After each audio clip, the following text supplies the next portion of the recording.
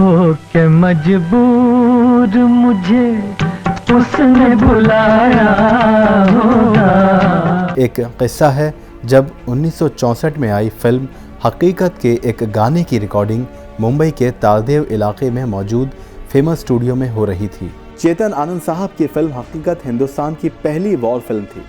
गाने के बोल थे, होके मजबूर मुझे उसने भुलाया होगा।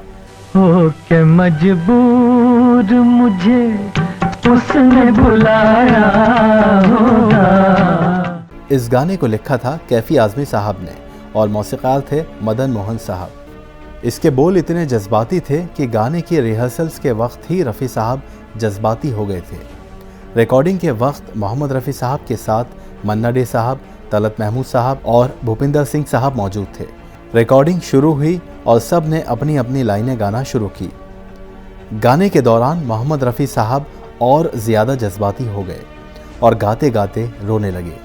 ऐसी ही कैफियत में रफ़ी साहब ने गाना मुकम्मल किया और गाना मुकम्मल होने के बाद मन्ना डे साहब के गले लग पड़े और रोने लगे और कहा, मन्ना दा लाजवाब।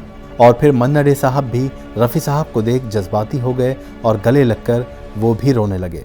इस गाने की एक और ख़ास बात ये थी कि ये हिंदी फिल्म का पहला गाना था जिसमें 3 अजीम गायक एक साथ गा रहे थे। इनके साथ गायक भूपिंदर सिंह साहब भी शामिल थे, जो अपने करियर का पहला गाना बड़े बड़े गुलकार के साथ गा रहे थे। क्योंकि 2 ही माइक मौजूद थे, इसलिए मन्ना डे साहब और तलत साहब ने एक ही माइक शेयर किया और रफ़ी साहब ने भूपिंदर सिंह साहब के साथ माइक शेयर किया।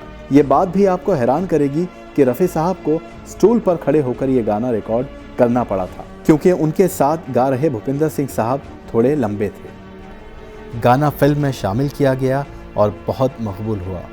तो इस तरह के जज्बाती इंसान थे मोहम्मद रफ़ी साहब।